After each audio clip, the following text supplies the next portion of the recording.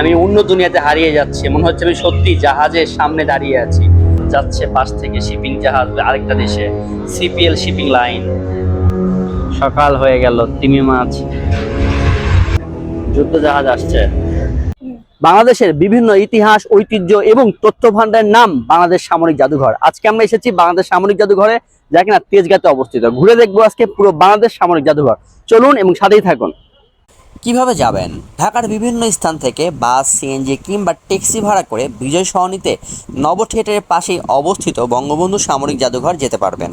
এছাড়া আপনার সুবিধা মতো পরিবহনে ফার্ম গেট, বিজয় সরণি, সংসদ ভবন অথবা চন্দ্রিমা উদ্যানের সামনে এসে রিকশায় বা হেঁটে যেতে পারবেন সামরিক জাদুঘরে। বঙ্গবন্ধু সামরিক জাদুঘরে প্রবেশ করতে জনপ্রতি টিকিট মূল্য 100 টাকা। 5 বছর বা তার ছোট বাচ্চাদের প্রবেশে কোনো টিকিটের প্রয়োজন হয় না। এছাড়াও সার্কভুক্ত দেশগুলোর দর্শনার্থীদের প্রবেশ টিকিট 300 টাকা এবং অন্যান্য বিদেশি দর্শনার্থীদের জন্য প্রবেশ ফি 500 টাকা। টিকিট পাওয়া যাবে অনলাইনেও। সকালের প্রদর্শনী হচ্ছে সকাল 10টা থেকে দুপুর 1টা পর্যন্ত, বুধবার ও শুক্রবার বাদে। গাইস, এসেছি সামরিক জাদুঘরে। দেখতে পাচ্ছেন সামরিক বাহিনী কিভাবে আমার দিকে বন্দুক তাক করে আছে, মনে হচ্ছে এক্ষুনি গুলি করে দিবে। আরেক দল মনে হয় আমাকে ধরার জন্য আসছে, কখন যে ধরে বসে। তো এখন এখান থেকে পালাতে হবে। অনেক সুন্দর দৃশ্য, যা আপনাকে সত্যি মুগ্ধ করবে। এত সুন্দর যা বলার মতো না। দেখতে পাচ্ছেন এখানে অনেক গাছপালা দিয়ে ভরপুর।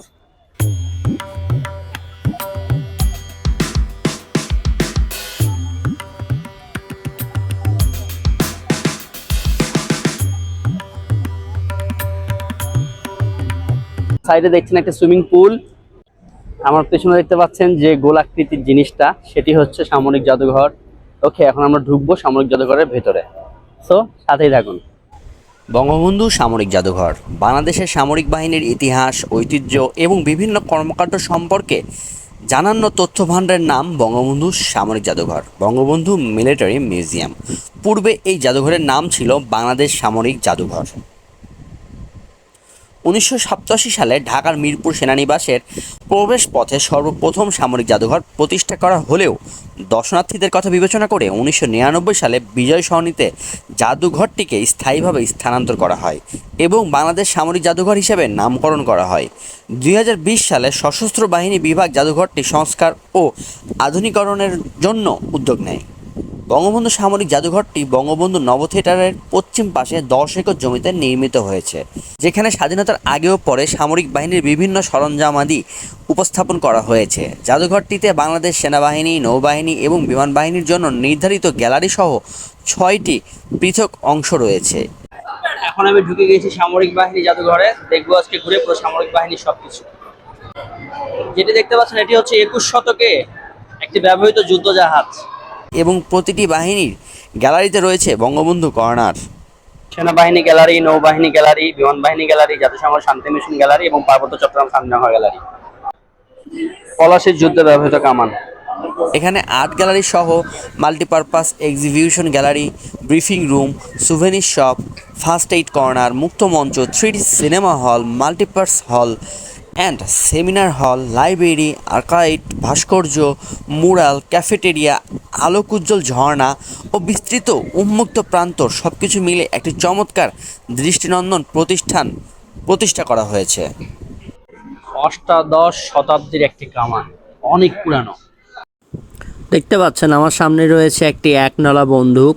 এরকম অনেক টাইপের বন্দুক এখানে আপনারা দেখতে পাবেন এবং তার পাশে রাখা হয়েছে একটি তলোয়ার, অনেক ধারালো এবং কুঠার, এবং এই পাশেও রাখা হয়েছে অনেক, সেই মনে হচ্ছে মুঘল আমলের তরোয়াল, কুঠার এবং যুদ্ধ করার অনেক বড় বড় অস্ত্র। এবং এখানে প্রত্যেকটা জায়গাতে এলইডি রাখা হয়েছে ইতিহাস, ছবি, ভিডিও দেখার জন্য। আপনি নিজের মতো করে দেখে দেখে ইতিহাস জানতে পারবেন, ভিডিও দেখতে পারবেন, ওকে, ছবি দেখতে পারবেন। পুরো বাংলাদেশের সকল ইতিহাস, মহাস্থানগড়, পুণ্ড্রনগর, এখানে সকল ইতিহাস সংরক্ষিত আছে। মোগল নৌবাহিনী কর্তৃক ব্যবহৃত একটি সারঙ্গ, একটি বাংলাদেশের মানচিত্র যেখানে সকল জেলার নাম লেখা আছে এবং দেখতে পাচ্ছেন সিঁড়ির পাশ দিয়ে কত সুন্দর ডিজাইন করা হয়েছে। এবং এখানে একটি রয়েছে হলের মতো একটি ফুল দৃশ্য, যা দেখে আপনি সত্যি মুগ্ধ হবেন। এই পাশে হাতিকে ঝুলিয়ে রাখা হয়েছে, এই পাশে কিছু মুক্তিযোদ্ধার ছবি এবং এখানে বাংলাদেশের বিভিন্ন বীর সেনাদের নাম।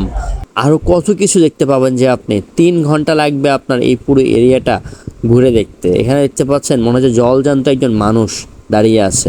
এখন আমরা দেখছি বাংলাদেশ নৌবাহিনীর সবকিছু কিছু বাণিজ্য পত্রয়, এখানে হেলিকপ্টার পর্যন্ত দাঁড়ায়।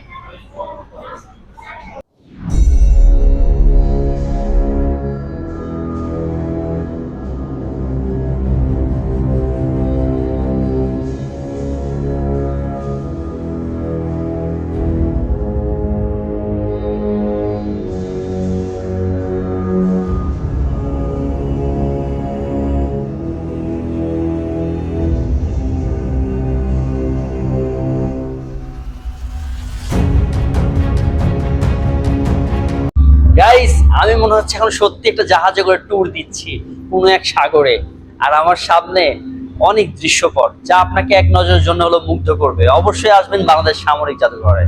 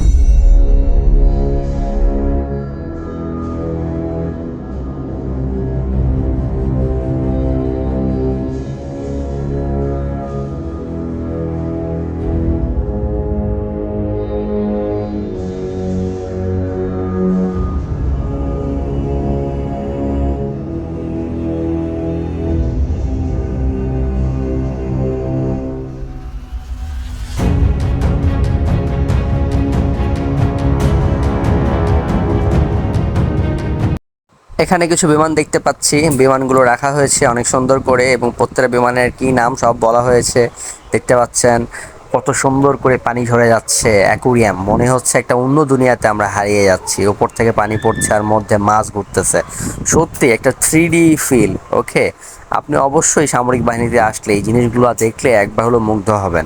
হ্যাঁ, জাহাজের পাখা, তারপরে বুলেট, হ্যাঁ, তারপরে জাহাজের উপর থেকে গুলি করা অস্ত্র, আর অনেক কিছু। হ্যাঁ, এরকম কিছু জিনিস আপনাকে সত্যি মুগ্ধ করবে। আন্ডারগ্রাউন্ড ওয়ার্ল্ড, এখন আমরা যাচ্ছি আন্ডারগ্রাউন্ড ওয়ার্ল্ডে, দেখবো আন্ডারগ্রাউন্ড ওয়ার্ল্ডে কি আছে। ওয়াও,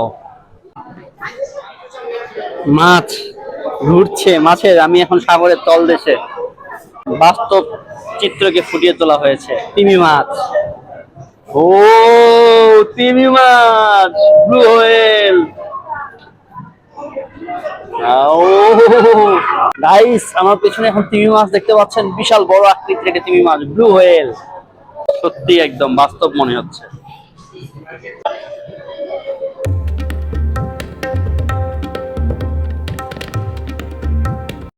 এখন ঢুকবো সাবমেরিনে, দেখতে পাচ্ছেন সাবমেরিন, ডুবুরিরা মাছ দেখতেছে।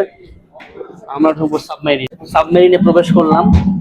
ও মাই গড, ওকে ওকে, বের হতে পারবো। Thank you. ওরে বাবা রে, ভয়ঙ্কর অভিজ্ঞতা।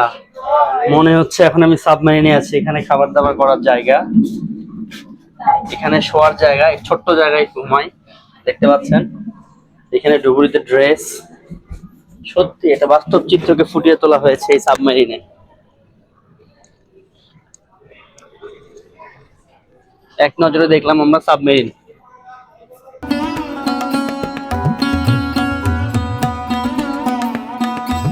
ভিডিওটি যদি ভালো লাগে অবশ্যই ভিডিওতে লাইক করবেন, কমেন্ট করবেন এবং সাবস্ক্রাইব করে পাশে থাকবেন। ধন্যবাদ।